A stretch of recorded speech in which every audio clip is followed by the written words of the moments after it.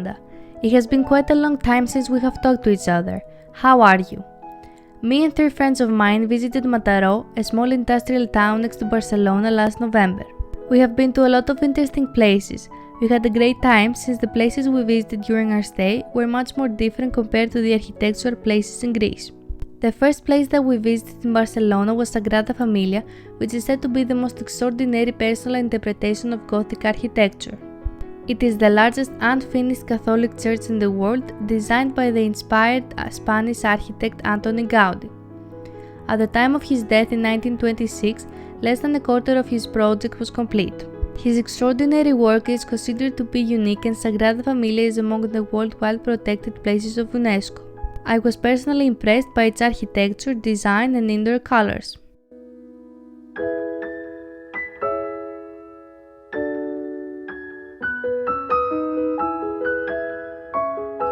Another great architectural site we have been to was the Park Güell. It is a very impressive park in the center of Barcelona and remains one of Gaudi's most colorful and beautiful works. We really enjoyed our day spending there. It's a playground for the mind with visual jokes like columns that simulate palm tree trunks, rubble-surfaced arches that grow out of the ground, and cules of ceramic tiles. All buildings and towers are very sophisticated with great patterns and vivid colors. They look like they came out of a fairy tale.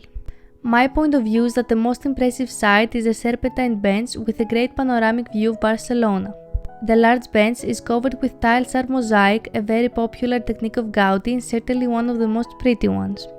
Beyond the architectural heritage, the park constitutes a reserve of nature, gardens and biodiversity in the center of the city, where I felt very happy and relaxed. Walking around the center of Barcelona, another sight we was very impressed to see was La Pedrera, another very iconic masterpiece of Gaudi.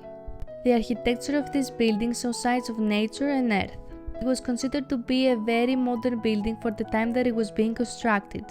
It is one of Gaudi's most impressive sites that it is now owned by a lady and used as a cultural foundation.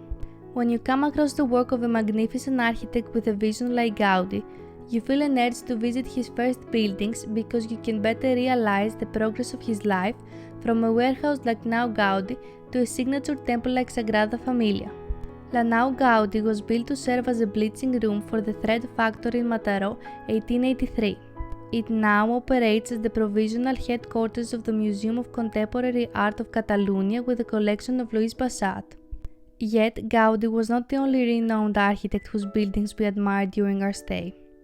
Casa Colli Regas is the most emblematic work of modernism in Mataró, built by the local architect José Ruy Cadafalch. The building is an example of architectural styles being combined with a mixture of techniques and materials like graffiti, glazed tiles, sculpture or forged iron.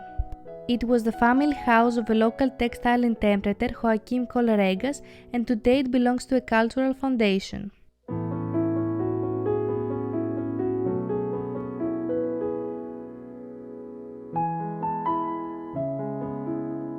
Mataró in Barcelona was an amazing experience. We had the chance to visit some of the most iconic and beautiful architectural works of Gaudi, like Sagrada Familia, Park Güell, and La Pedrera. It was interesting to learn about Gaudi's project as an architect. Overall, the trip was a great opportunity to appreciate and learn about some of the world's most famous architectural works. Yours, Hara.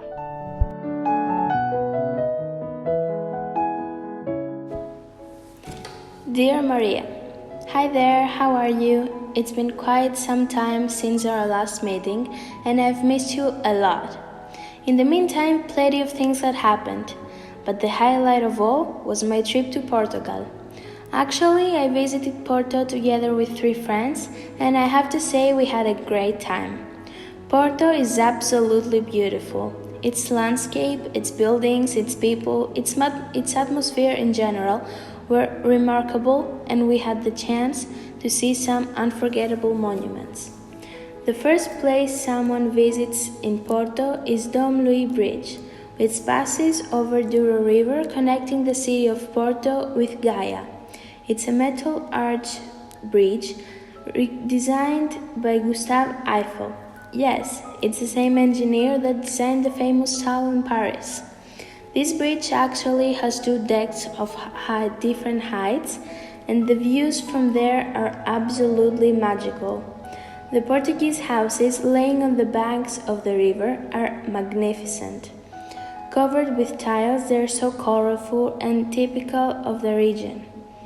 The bank on the side of Porto is called Rivera, and it is usually bustling with crowd. There was a street market when we went there, and as usual, I went crazy shopping. Mainly azulejo tiles and things made of cork. My suitcase was just packed when we left Portugal. On the other bank of Douro River lays Vila Nova de Gaia. It's a picturesque place with many winery cellars, locally known as caves, where port wines is stored and aged. We visited one of those cellars. It was dark and humid and kind of atmospheric. We even had the chance to try some wine. I liked it because it was very aromatic and sweet, a bit like a cognac, but I had to stop soon because I started feeling dizzy. Obviously, I am not a strong glass.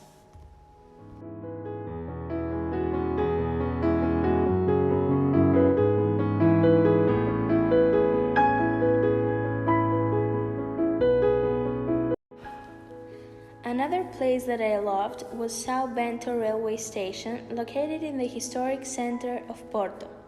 I mean, I've been in many railway stations, but the beauty of this one is beyond words.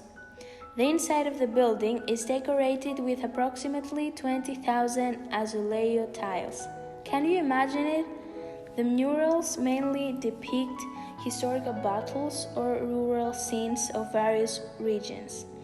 If I was a bit more careful, maybe I would have learned a few things about Portuguese history from these murals. But you know me, I'm hopeless in this field. In any case, it's a really impressive station to visit. No wonder it has been declared a UNESCO World Heritage Site. We also enjoyed visiting Mercado de Bolhão. This was actually a big neoclassical building that operates as a big marketplace. It's such a lively, colorful place, and there you will meet the most unique characters in Porto. Located in the center of the city, this market is where you will find fresh products such as meat, fish, vegetables, and flowers. We were especially amazed by the variety of vegetables you can find there. There were fruit I have never seen before, and they all looked so exotic and delicious. We also found some souvenir shops inside the market. Really nice market. I regret having it visited only once. Knowing how crazy you're about Harry Potter, I have left the best for the end. Livraria Lella. It's the most beautiful bookstore I have ever visited. And they say Jane Rowling was inspired by it when she was describing Hogwarts Academy in her books. The truth is, we had to wait in a queue for about 20 minutes until we got in, but it was 100% worth it. Its interior is marked by a forked wooden staircase that leads to the first floor. Over this staircase, there is a big, most impressive stained glass window. And all these shelves and the decorative elements are just perfect. I am telling you, the feeling of that place is absolutely amazing. As you can understand, we had the time of our lives in Porto. And even though we visited many interesting places, there are still a lot we haven't seen. So I really hope we will get the chance to visit it again. Maybe this time we can have you with us. What do you think? Hug and kisses, Irene.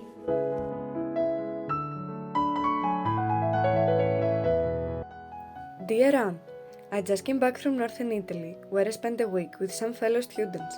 It's been an unforgettable experience. Not only we had lots of fun, but we also visited places of historical importance and buildings with remarkable architecture in Milan, Monza, and Lugano. In Milan, we visited the Duomo di Milano. The cathedral took nearly 6 centuries to complete. Construction began in 1386, and the final details were completed in 1965. It is made out of brick and marble, and on the outside walls there are numerous sculptures of different saints, animals, and monsters. There are also 135 towers that are stretching toward the heavens. Inside, there are 52 enormous pillars which support the Gothic cross vaults, creating a majestic design. Another site that seemed very special to me was the Castello Sforzesco. It was built in the 15th century by Francesco Sforza, Duke of Milan. From the outside of the castle, you can see imposing walls and towers as well as several gates. As we entered through the main gate, we were impressed by the beautiful fountain and the big yard. There are also numerous windows on the building, which are shaped like the letter U upside down. Francis Sforza hired the sculptor and architect Filaretto, who designed the central tower and decorated it with the wonderful sculptures we all admired. Our next destination was Monza, where we visited Villa Reale, the house of Vittorio Emanuel's son and his wife Margherita. It was built in a classical style during the Austrian domination of the 18th century. The first thing we saw when we entered the big fenced area was an enormous yard with a fountain in the middle. On the inside, there were numerous chambers, each for a different purpose. As we went up the white marble staircase, we were welcomed by marble and inlaid wood flooring, luxurious frescoes, and porcelain walls covered with silk or mirrors and wood paneled ceilings. Another site that impressed me was Duomo di Monza, the main religious building of the city. It was built in 595, it is made in Gothic style, and its marble is two-toned, black and white. At the center of the facade, we admired the rose window, which is framed by tiles with flowers, masks and stars. Below that fascinating window, there is the statue of St. John the Baptist. The internal part is also breathtaking. The structure is Latin cross, consisting of 3 naves with sided chapels. Last but not least, near Giussano, we visited Basilica di Agliate, which is known above all because there is the Basilica of Saints Peter and Paul.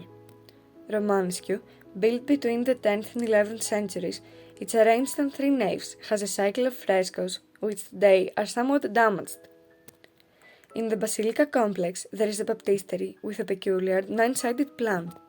It was originally richly decorated with frescoes, of which only a few traces remain today. Inside, there are still the remains of an immersion baptism tank.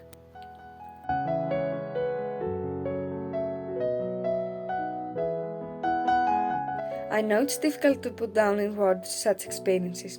I hope I managed to convey to you at least part of my impressions. What I always have in mind when traveling to such important places is that architecture not only has materialistic value, but is also a representation of culture, society, and ways of living. I hope we will be able to share similar experiences. Yours, Rihanna.